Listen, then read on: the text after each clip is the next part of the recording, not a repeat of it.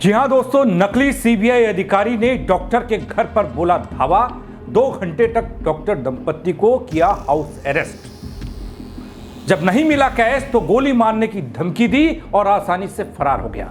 हैरान और परेशान करने वाली खबर लेकर आया हूं दगड़ियों।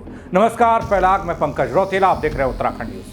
दोस्तों, मैंने आपको इससे पहले एक वीडियो में बताया था कि प्रदेश में कैसे साइबर अपराधी अपनी पकड़ को मजबूत कर रहे हैं, कैसे बिहार से, राजस्थान की बीहड़ से, कोई छत्तीसगढ़ में बैठकर उत्तराखंड के भोले भाले लोगों को डिजिटली तौर पर अरेस्ट कर रहे हैं, गिरफ्तार कर रहे हैं। लाखों नहीं करोड़ों का चूना लगाया जा रहा है, ठगी को अंजाम दिया जा रहा है दगड़ियों। हमारी पुलिसिया तंत्र पर कई सवाल, ऐसे लोगों को पकड़ पाने को लेकर नाकाम दिखती पुलिस। लेकिन दोस्तों, जो खबर मैं आपको बताने जा रहा हूं उसमें किसी ने दूर बैठकर डिजिटली तौर पर किसी को अरेस्ट नहीं किया, कोई ठगी नहीं हुई है। यहां तो एक ठग नकली सीबीआई का अधिकारी बनकर एक डॉक्टर दंपत्ति के घर में धावा बोल देता है। पूरी खबर देखिएगा, अंत तक इस वीडियो में बहुत कुछ आपको समझ आएगा कि कैसे फ्रॉड का, ठगी का नया तरीका अपनाया जा रहा है, एक नया ट्रेंड चल रहा है दगड़ियों। खबर उधम सिंह नगर के किछा से है, जहां कोतवाली क्षेत्र में एक सनसनीखेज मामला सामने आता है, जिसने न सिर्फ पुलिस की सतर्कता पर सवाल खड़े किए, बल्कि लोगों के बीच एक डर का माहौल, भय का माहौल पैदा करने का काम किया। किछा के आवास विकास कॉलोनी में स्थित एक होम्योपैथिक क्लिनिक में बुधवार को एक ठग खुद को सीबीआई अधिकारी बताकर घुस जाता है और क्लिनिक संचालक डॉक्टर गौरांग मोहपात्रा और उनकी पत्नी को 2 घंटे तक बंधक बनाकर रखता है। जी हां दोस्तों, 2 घंटे तक, सही सुना आपने। एक ठग सीबीआई का नकली अधिकारी बनकर उनके घर में घुसता है और 2 घंटे तक उन्हें बंधक बनाए रखता है, यानी कि हाउस अरेस्ट। इससे पहले वाली खबर में बताया था ना कि डिजिटली अरेस्ट कर बिहार के बाप बेटे ने 1 करोड़ से ज्यादा की ठगी को अंजाम दिया। हालांकि यहां गिरफ्तारी हो चुकी है दोनों की, लेकिन जिस मामले में मैं आपको बताने जा रहा हूं, पुलिस के रवैये पर सवाल खड़े करने जा रहा हूं, वहां पुलिस के हाथ अभी भी खाली हैं। पुलिस प्रशासन के लिए कई सवाल हैं। खैर, पहले पूरी खबर बताता हूं आपको। दोपहर करीब 2 बजे का वक्त रहा होगा दगड़ियों। सूट बूट पहने एक व्यक्ति डॉक्टर की दंपत्ति के क्लिनिक में पहुंचता है, जो आप तस्वीरों में देख सकते हैं, और वो खुद को केंद्रीय जांच ब्यूरो यानी कि सीबीआई का अधिकारी बताता है। डॉक्टर्स के अनुसार जब तक वे कुछ समझ पाते, वो ठग उनका मोबाइल छीन लेता है, उनकी पत्नी का मोबाइल जब्त कर लेता है। इसके बाद उनसे सीधे सवाल दागता है, सवाल करता है, घर और दुकान में कितनी नकदी है। जी हां, घर और दुकान में कितनी नकदी है, कॉन्फिडेंस के साथ। अगर इस तस्वीर को आप देखेंगे, देखिए कैसे ये शख्स प्रोफेशनल तरीके से एक सीबीआई का अधिकारी लगने की पूरी ट्रेनिंग के साथ आया है। सूट बूट, कद काठी, हाव भाव, आप समझ सकते हैं सब चीजें। देखिए, जब डॉक्टर ने कहा कि उनके पास कोई नकदी नहीं, कोई पैसा नहीं, तो ठग नाराज भी हो जाता है, आग बबूला हो जाता है। कोई अधिकारी बना है, हो सकता है एक्टिंग का छात्र भी रहा हो। इन तस्वीरों को जरा गौर से देखिए, समझिए, आपको बहुत कुछ समझ में आएगा इन तस्वीरों के जरिए। यह शख्स डॉक्टर और उसकी पत्नी को गोली मारने की धमकी देता है, पूरे घर व क्लिनिक की तलाशी लेता है, करीब 2 घंटे तक वहां मौजूद रहता है। हर कमरे की तलाशी होती है, हर संदूक और दराज को खंगाला जाता है, और यह सब 2 घंटे तक चलता रहा, होता रहा दोस्तों। मगर जब उसे नकदी या फिर कोई भी कीमती सामान हाथ नहीं लगा, वो नकली सीबीआई अफसर पैसे का इंतजाम कर लेना कहकर एक धमकी देकर जाता है और फरार हो जाता है। और आज भी फरार है वो, अब तक फरार है दोस्तों। घटना के बाद डॉक्टर मोहपात्रा ने पुलिस को जाहिर सी बात है सूचना दी होगी, और उन्होंने दी भी।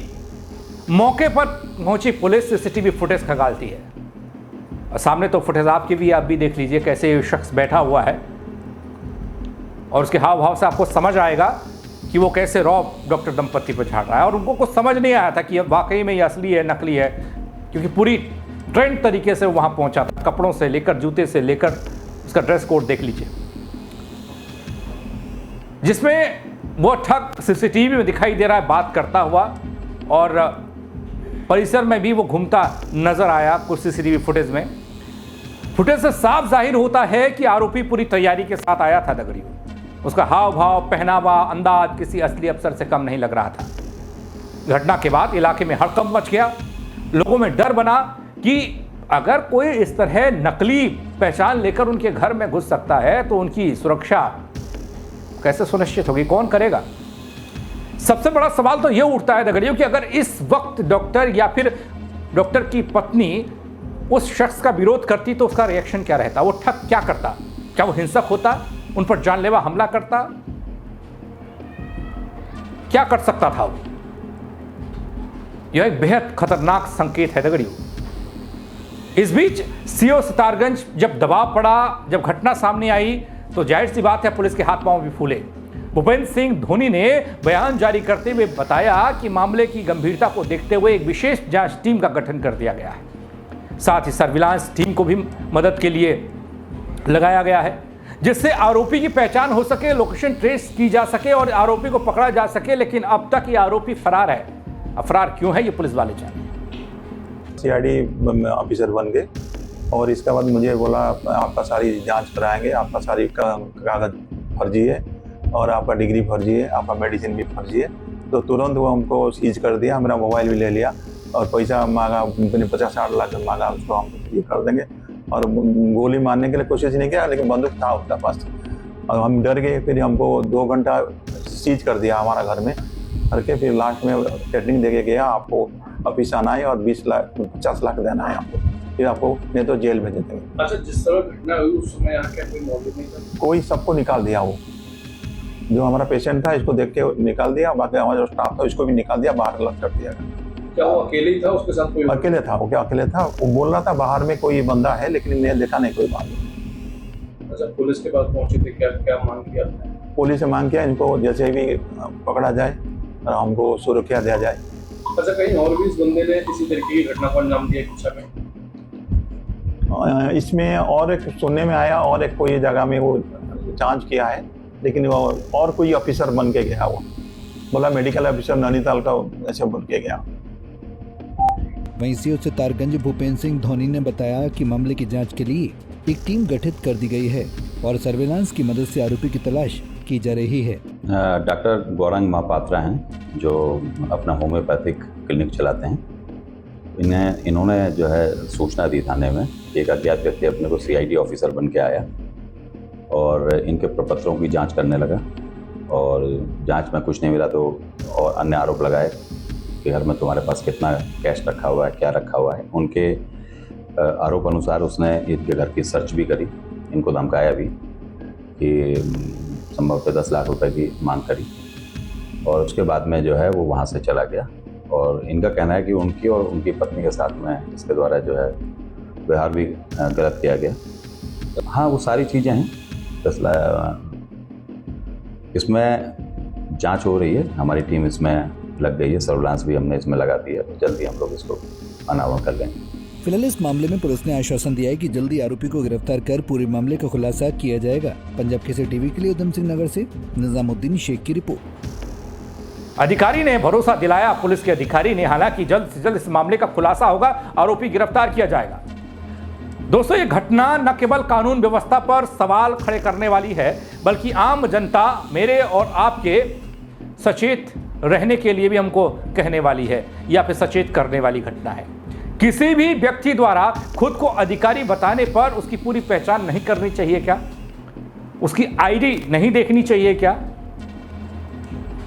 जब सूचना की पुष्टि हो, जब लगे कि हाँ ये अधिकारी है, आई कार्ड भी है, तब जाकर किसी को आप घर में एंट्री देंगे या सीधे दे देंगे। डॉक्टर दंपति को कुछ समझ नहीं आया, क्योंकि अक्सर यहाँ पर लोगों का आना जाना लगा रहता है। उन्हें क्या पता कौन है, कोई मरीज है, कोई दवा के लिए है, कोई दवा के लिए किस लिए है। लेकिन ये शख्स सीधे क्लिनिक के अंदर पहुंचता है, धाक जमाता है और दंपति के सामने असली सीबीआई की तरह बिहेव करता है। कहने वाले तो ये भी कह रहे हैं कि ये इससे पहले भी यहां आया होगा, इससे रेकी की होगी, इसे पता होगा कहाँ पर कौन सा कमरा और कहाँ पर किस तरह की दराज है। पैसे का जिक्र कर रहा है, क्या डॉक्टर दंपति के यहाँ नकदी रहती है, पैसा रहता था? ये भी जांच का विषय है, क्योंकि जिस शख्स ने जो ठगी करने के लिए यहाँ पहुंचा बिना जानकारी के, वो यहाँ पहुंचा नहीं होगा। अपने को कौन दांव पे लगाएगा इस तरीके से? फंसने का डर तो होगा ही ना। लेकिन उन सब के बीच ये तस्वीर वायरल हुई और लोगों तक पहुंची तो लोग देखते रह गए कि एक दंपति के क्लिनिक पर, डॉक्टर दंपति के क्लिनिक पर एक शख्स नकली सीबीआई का अधिकारी बनकर पहुंचता है और 2 घंटे तक उस हाउस अरेस्ट दंपति को करता है। इस तरह की घटनाएं लोगों के मन में डर पैदा करती हैं दगड़ियों। नकली अधिकारियों का ये नया ट्रेंड अब प्रशासन और पुलिस के लिए भी चुनौती बनता दिख रहा है। अब देखना यह होगा कि पुलिस इस मामले को कितनी तेजी के साथ सुलझा पाती है और उस शातिर नकली अधिकारी को कब तक सलाखों के पीछे पहुंचा पाती है।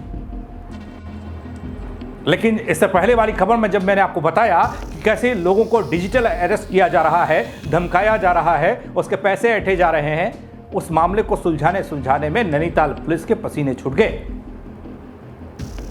4 महीने के बाद पता चला कि बिहार से गिरफ्तारी हुई है साहब।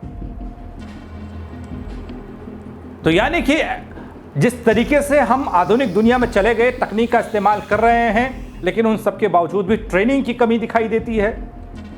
सर्विलांस पर तमाम चीजें और उनका खुलासा होता रहा है, लेकिन जिस शख्स ने नकली सीबीआई अधिकारी बनकर डॉक्टर दंपति क्लिनिक में छापा मारा, रेड की, उसको पकड़ने में पुलिस नाकाम क्यों है? पुलिसिया तंत्र नाकाम क्यों है?